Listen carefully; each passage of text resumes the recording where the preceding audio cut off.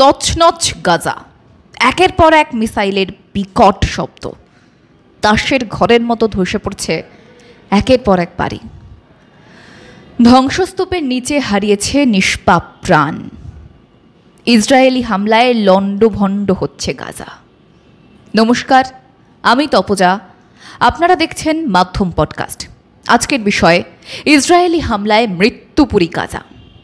প্রশ্ন হচ্ছে, কেন এই হামলা? আমরা জানব আজকের প্রতিবেদনে।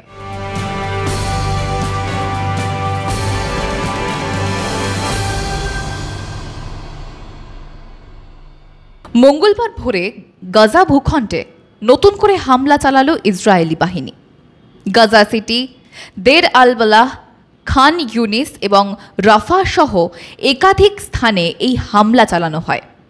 রয়টার্স সূত্রে জানা গিয়েছে, ইসরায়েলি হানায় 200-র বেশি প্যালেস্তাইনি নাগরিকের মৃত্যু হয়েছে। স্বাস্থ্যকর্মীরা বলছেন, নিহতদের বেশিরভাগই শিশু, এমনকি মহিলারাও রয়েছেন। তার কারণ, বোমাবর্ষণের এলাকা মূলত লোকালয়ে। ফলে সব মিলিয়ে মঙ্গলবার ভোরে এক নারকীয় পরিস্থিতি তৈরি হলো গাজায়। প্যালেস্তাইনপন্থী সশস্ত্র গোষ্ঠী হামাসের সঙ্গে ইসরায়েলের প্রথম দফার যুদ্ধবিরতি। তারপর থেকে এটাই গাজায় সবচেয়ে বড় হামলা বলে মনে করা হচ্ছে।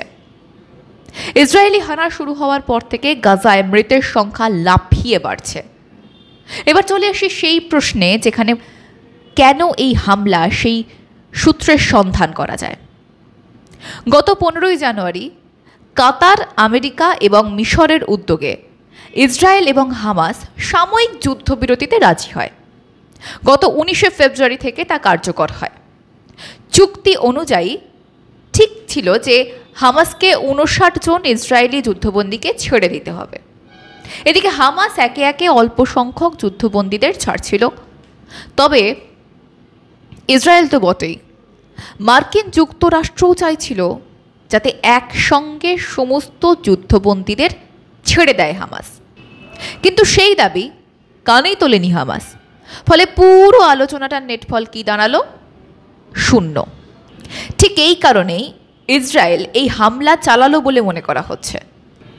ইসরায়েলের প্রধানমন্ত্রী বেঞ্জামিন নেতানিয়াহুর দপ্তর বলছে, হামাস বারবার যুদ্ধবন্দীদের ছাড়তে অস্বীকার করেছে। মার্কিন যুক্তরাষ্ট্রের মধ্যস্থতা সত্ত্বেও এমন পরিস্থিতি হয়ে রয়েছে। এদিকে হামাসের এক প্রতিনিধির পাল্টা দাবি, ইসরায়েলি একতরফাভাবে যুদ্ধবিরতি বাতিলের চেষ্টা করে চলেছে।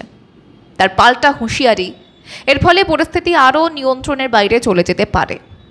আপনারা প্রশ্ন তুলতেই পারেন, তাহলে কি হামলার খবর আগাম জানতো মার্কিন যুক্তরাষ্ট্র? উত্তর হচ্ছে, হামলা শুরুর আগেই পুরো ব্যাপারটা জানতো মার্কিন যুক্তরাষ্ট্র। গাজায় যখন একের পর এক বোমারু বিমান তাণ্ডব চালাচ্ছে, ঠিক সেই সময়ই হোয়াইট হাউসের একজন মুখপাত্র এমনটাই জানালেন।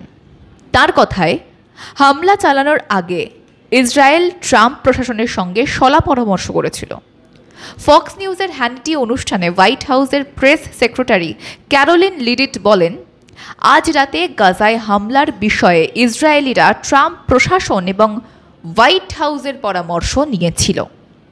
তিনি আরও বলেন, প্রেসিডেন্ট ডোনাল্ড ট্রাম্প হামাস এবং ইরান সমর্থিত হুথি সহ অন্যান্য গোষ্ঠীদেরও অন্তিম হুঁশিয়ারি দিয়ে রেখেছেন। তিনি সাফ জানিয়েছেন, যে কোনো সন্ত্রাসবাদী কার্যকলাপ করলেই তার চরম মূল্য দিতে হবে। হামলা নিয়ে কি বলল ইসরায়েল প্রতিরক্ষা বাহিনী? ইসরায়েলের প্রতিরক্ষা বাহিনী জানিয়েছে, গাজা ভূখণ্ডে হামাস গোষ্ঠীর নিয়ন্ত্রণে থাকা অঞ্চলগুলিতে তারা হামলা চালাচ্ছে। রাজনৈতিক নেতৃত্বের অনুমোদনেই এই হামলা শুরু হয়েছে বলে দাবি ইসরায়েলি বাহিনীর। প্রথম দফার যুদ্ধবিরতির মেয়াদ ফুরিয়েছে 1 মার্চ। দ্বিতীয় দফার যুদ্ধবিরতি নিয়ে এখনও পর্যন্ত কোনো আলোচনা হয়নি দুই পক্ষের মধ্যে। ইসরায়েল কিন্তু ইতিমধ্যেই যুদ্ধবিরতির মেয়াদ বৃদ্ধি করার জন্য হামাস গোষ্ঠীর ওপর চাপ বৃদ্ধি করতে শুরু করে দিয়েছে। কখনো গাজায় ত্রাণ পাঠানো বন্ধ করেছে, কখনো বিদ্যুৎ সরবরাহ বন্ধ করে দিয়েছে। এবার গাজায় নতুন করে হামলাও শুরু করে দিল ইসরায়েলি সেনা।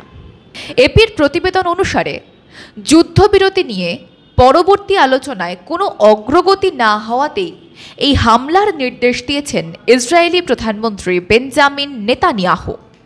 তার দপ্তর থেকে বলা হয়েছে, ইসরায়েল এখন থেকে আরও বেশি সামরিক শক্তি নিয়ে হামাসের বিরুদ্ধে হামলা চালাবে।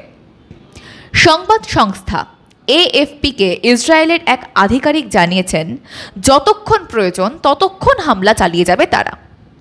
ইসরায়েলি হানায় গাজা ভূখণ্ডে প্রচুর ঘরবাড়ি ক্ষতিগ্রস্ত হয়েছে। ঘরবাড়ির ধ্বংসস্তূপের নিচে অনেকে চাপা পড়ে গিয়েছেন। তাদের উদ্ধারের চেষ্টা চলছে বলে জানিয়েছে গাজার প্রশাসন।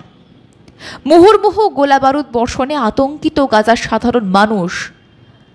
আহতদের দ্রুত উদ্ধার করে হাসপাতালে নিয়ে যাওয়া হচ্ছে। এই হামলার পর গাজা প্রশাসন ইসরায়েলের বিরুদ্ধে কি কোনো পদক্ষেপ নেবে, সেই প্রশ্ন কিন্তু থেকেই যাচ্ছে। একই সঙ্গে সেদিকে নজরও থাকবে আমাদের। গাজায় ইসরায়েলের হামলা নিয়ে আপনাদের কি প্রতিক্রিয়া, সেটা জানান আমাদের কমেন্ট বক্সে। আর সঙ্গে থাকুন, দেখতে থাকুন মাধ্যম।